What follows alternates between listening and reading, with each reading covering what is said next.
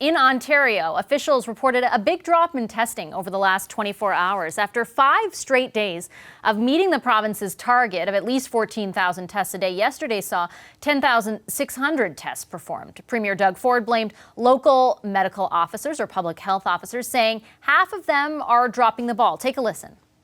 I'll tell you right now, I'm disappointed on the chief medical officers in certain regions. I'm not going to name them. They know who they are. Start picking up your socks and start doing testing. I don't know what the big problem is with them testing. It's frustrating as anything. Opposition leaders say, though, that they don't agree. They say Ford is trying to redirect the blame. So what do they think is going on, and how would they ensure that testing targets are met every day? Stephen Del Duca is leader of the Ontario Liberal Party. He joins us now from Toronto. Hi, Mr. Del Duca. Good to see you. Hi, thanks for having me on. So on this situation of testing and the drop that we've seen over the last 24 hours, is the Premier really wrong for getting upset about it? Listen, we've known for many, many weeks that Ontario has been lagging behind other parts of Canada with respect to hitting our testing capacity. It's a very serious concern that we've had now literally since the 3rd week of March. We've been calling on the Premier to be upfront and clear and transparent with the people of Ontario about why we haven't hit the capacity. And to hear today him blame public health officials, I think is just passing the buck. And that's not the kind of leadership we need in the midst of a pandemic crisis. To be fair to the Premier, I remember when this issue first came up, as you said, Mr. Del Duca, and there were a lot of questions for him. And at that point, he did take responsibility. He said the testing numbers are too low. We've got to get them up. What he said today was that I'm not going to name them. They know who they are. Start picking up your socks and start doing testing. I don't know what the big problem is with them in testing. It's frustrating as anything. Is it possible, Mr. Del Duca, that in fact there is a level of frustration because there are discrepancies in the way in which testing is happening, depending on which region you're in?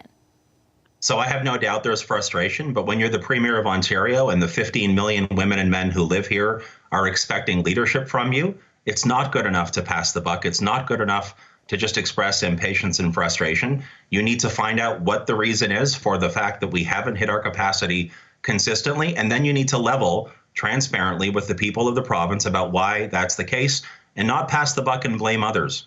Do you have any idea why they weren't able to meet capacity, especially over the last 24 hours?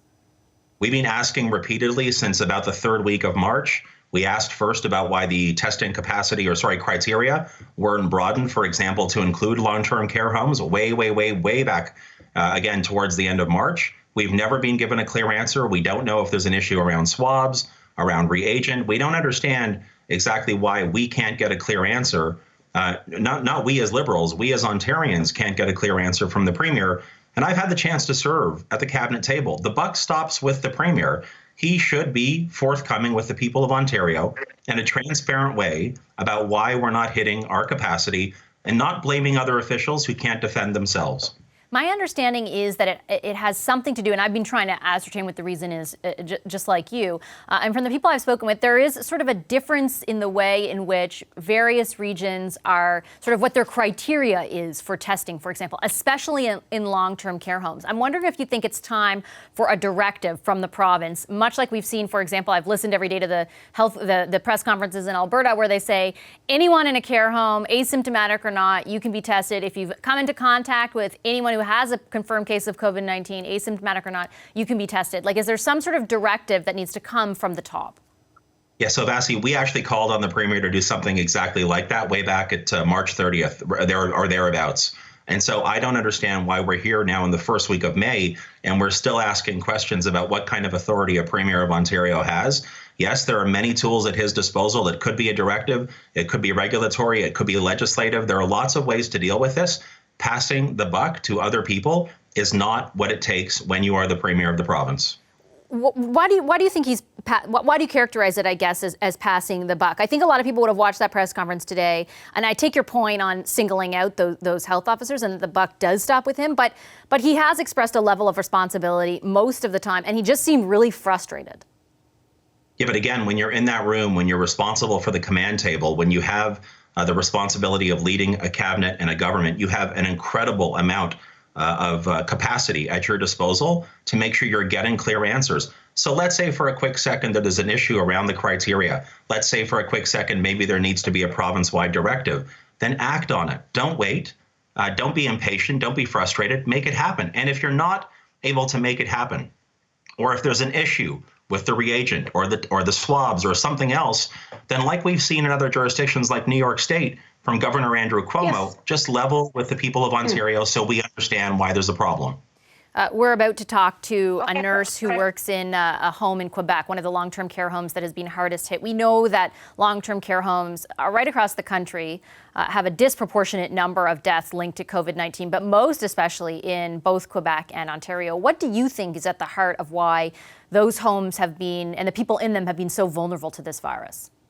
So it's a tragedy to have witnessed how our parents and grandparents have been treated during this pandemic. I think there's a much bigger conversation that we need to have in Ontario and likely elsewhere about how people do age, how they can do so with dignity and gracefully and be healthy and safe. A much bigger conversation about that. Having said that, there were other parts of Canada, like British Columbia, that moved more quickly in terms of locking down long-term care facilities than we did here in Ontario with respect to the staff that moved from one facility to another. I wish that Ontario had moved quicker.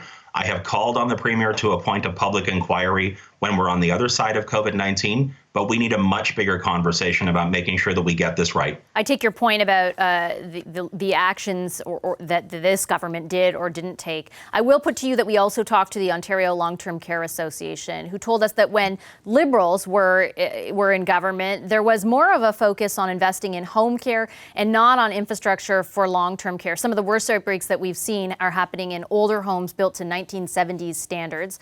Are the Liberals culpable to a degree in the decisions that they made about how to fund these homes?